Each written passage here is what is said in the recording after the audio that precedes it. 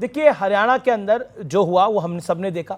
तीसरी बार बीजेपी की सरकार बनी हरियाणा के अंदर, देश में भी तीसरी बार मोदी सरकार बनी, और अब नंबर है महाराष्ट्र का, और उसके बाद 23 नवंबर के बाद नंबर होगा दिल्ली का विधानसभा चुनाव होगा। क्या आपको लगता है महाराष्ट्र के लिए, आपको भी बहुत स्ट्रेस है महाराष्ट्र और झारखंड के लिए? सबसे पहले तो मलूक नागर जी ने कहा कि अजीत पवार के सहयोगियों ने वो पोस्टर लगा दिए, पर ये बताना भूल गए कि अजीत पवार खुद बोले कि रिजल्ट्स के बाद वो महाविकास अघाड़ी ज्वाइन कर सकते हैं। ये भी तो हुआ था सर। दूसरा, जहां तक देखिए दिल्ली का सवाल है, इन्होंने जो महाराष्ट्र के साथ किया, ये क्या चाहते हैं? ये महाराष्ट्र को अदानी राष्ट्र बनाना चाहते हैं। कल कितना बड़ा खुलासा हुआ। अब हमारे देश में दो मॉडल है। एक तरफ है अरविंद केजरीवाल का मॉडल, जो जनता के पैसे को जनता को ही रेवड़ियां देते हैं, मुफ्त सुविधाएं देते हैं, चाहे वो पानी हो, बिजली इतना अहम मुद्दा है। सारे अदानी रूल स्टेट्स में बिजली कितनी महंगी है, बीजेपी रूल स्टेट्स में बीजेपी कितनी महंगी है, आपकी जेबें काटी जा रही है। और अब 16 लाख करोड़ माफ कर दिया अदानी राष्ट्र में।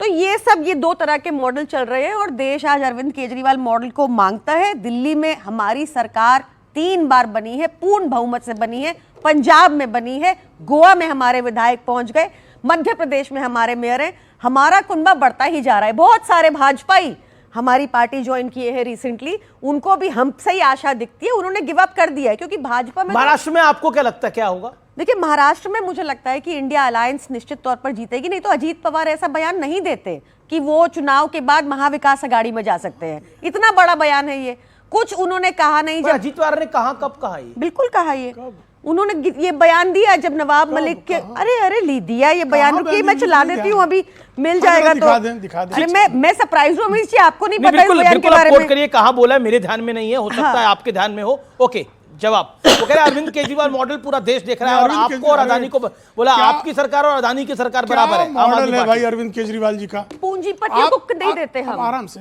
अरविंद केजरीवाल जी का इतना अच्छा मॉडल है कि जो अरविंद केजरीवाल के शासनकाल में दिल्ली में रहता है, 50 सिगरेट का धुआं उसको मुफ्त में मिलता है। उसको यमुना में छठ पूजा करने गया होगा, स्नान किया होगा, तो त्वचा रोग उसको मुफ्त में मिलता है। इतना ज्यादा मुफ्त में कौन देगा भाई कि आपको दमा का रोग दे दे? पहले अकेले केजरीवाल जी खांसते थे 2011 तक, पूरी दिल्ली खांस रही है, तो भाई इतना तो कौन दे पाएगा भाई? ओके। देखिए मुझे लगता है किसी की बीमारी का मजाक नहीं उड़ाना चाहिए, पर वो भाजपा से है, कोई बात नहीं, चलेगा, उनसे एक्सपेक्ट करते हैं हम ये।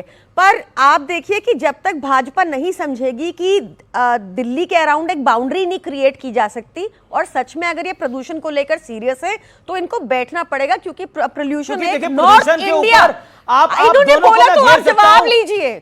नॉर्थ इंडिया की प्रॉब्लम है, उत्तर भारत की समस्या है, उत्तर भारत में भाजपा जब तक ये बोलती रहेगी, जा रहा है उधर गुड़गांव तक जा रहा है। और देखिए प्रदूषण जो है वो इस देश की, इस युवा पीढ़ी की और समूचे मेरे व्यूअर्स की दुखती रहे। और सिर्फ आम आदमी पार्टी काम कर रही है। इसलिए प्रदूषण के विषय पर कृपया करके इस चर्चा को नब ना घुमाएं, क्योंकि मेरा निवेदन यह है कि प्रदूषण के अंदर, प्रदूषण को लेकर सभी सरकारों को काम करना चाहिए मिलजुल कर। कृपया करके इस पर राजनीति ना करें सर।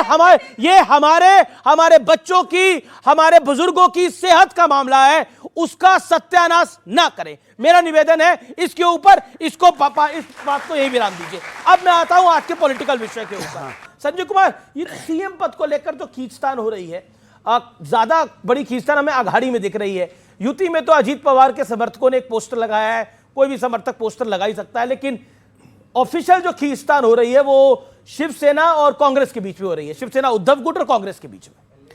हाँ बिल्कुल, आप जिस बात का जिक्र कर रहे हैं, एक ये भी एस्टिमेट होता है कि जिसको जीतने की आशंका होती है खींचतान भी बड़ी वही होती है। नहीं, ऐसा कोई फॉर्मूला नहीं है। जिसको जीतने की उम्मीद है उसमें खींचतान ज्यादा होगा, जिसके जीतने की उम्मीद नहीं है वहां खींचतान कम होगा। लेकिन मुझे लगता है एक कारण है खींचतान का।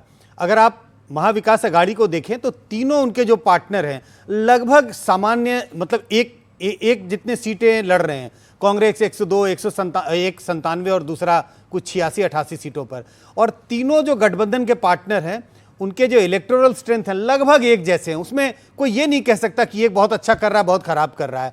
तो इसी के लिए वहां पर लग रहा है कि जब अगर ये जीत जाएं तो खींचतान ज्यादा होगी, तो इसी के लिए पहले से फोरग्राउंडिंग की जा रही है। अगर आप महायुति को देखें, बीजेपी उसमें बहुत बड़ी पार्टी है। अगर वो सरकार बनाती है या सरकार बनाने के करीब आती है तो उसमें बीजेपी का कद बहुत बड़ा होगा गठबंधन में।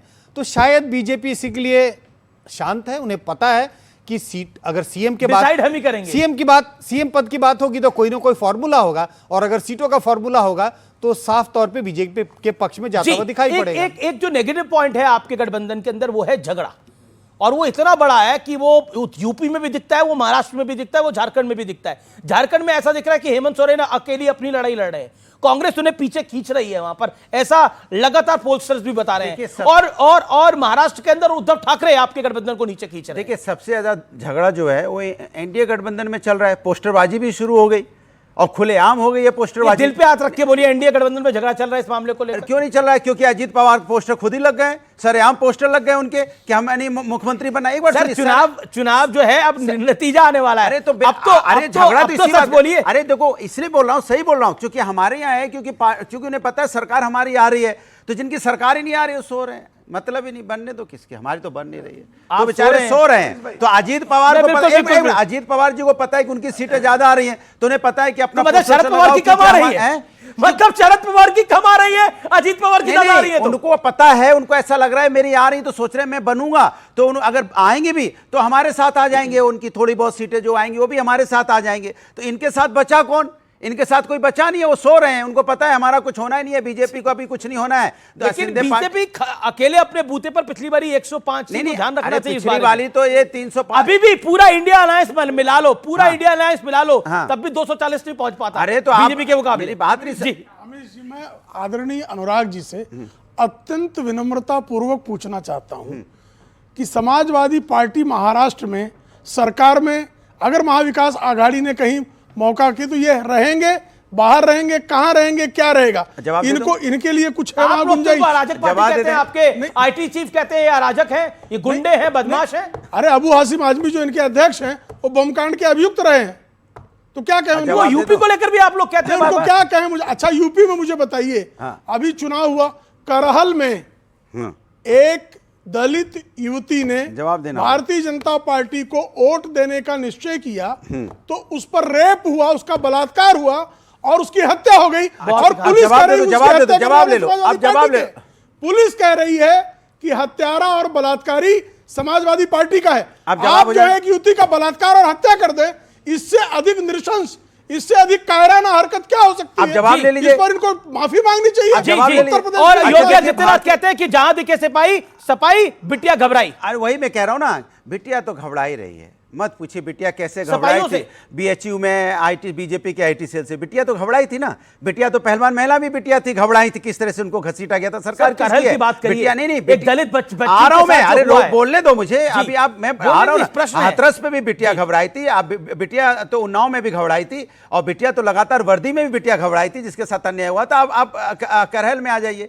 सरकार भारतीय जनता पार्टी की, कानून व्यवस्था भारतीय जनता पार्टी के हाथ में। इनके सरकार में अन्याय बिटिया के साथ होता है तो ये खोज के लाते हैं क्या है इसमें समाजवादी पार्टी की गलती है क्या? अगर जो कोई गलती करते है उस पर कार्रवाई कीजिए। आप रोने वाले काम क्यों करते हो भाई? सरकार आपकी सरकार में बच्चों के पास साथ अन्याय हो रहा है और आप उसमें खोजते रहते हो कौन किस पार्टी का है। ये खोजने की कोशिश कर रहे हो आप। इसके मतलब आपका पुलिस सिस्टम फेल हो चुका है, आपके वर्दी का रौब खत्म हो चुका है, सरकार के अंदर में जो उसके हनक होती है खत्म हो गई है। लगातार बच्ची के साथ अन्याय हो रहा है। कन्नौज में भी बच्ची के साथ अन्याय होता, तब भी मैंने यही बोला था कि आपका खाकी का वर्दी का जो रौब होता है खत्म हो रहा है। आप इसमें कानून व्यवस्था ठीक कीजिए। ये पॉलिटिकल मुद्दा बना इस बार के बाय इलेक्शन के अंदर। ये आखिरी दौर में जब वोटिंग हो रही थी, मुझे बताइए उस सपाई के साथ क्या किया जाना चाहिए, जरा बताइए। कोई भी कानून हाथ में लेगा, कोई भी कानून हाथ में लेगा, उसमें कानूनी कार्रवाई होती है और होनी भी चाहिए। लेकिन शिवपाल यादव ने बोला प्रेम प्रसंग था इसलिए होगी हत्या। मैंने कहा कानूनी कार्रवाई, हत्या तो शिवपाल यादव जी ने क्यों बोला? आपके वरिष्ठ नेता कोई कानून हाथ में, शिवपाल यादव पर आप क्या कहना चाहते हैं? मैं जो कह रहा हूं, आप नहीं कह रहे, शिवपाल यादव ने तो बोला से बड़ा नहीं है। अच्छा एक बात बताइए।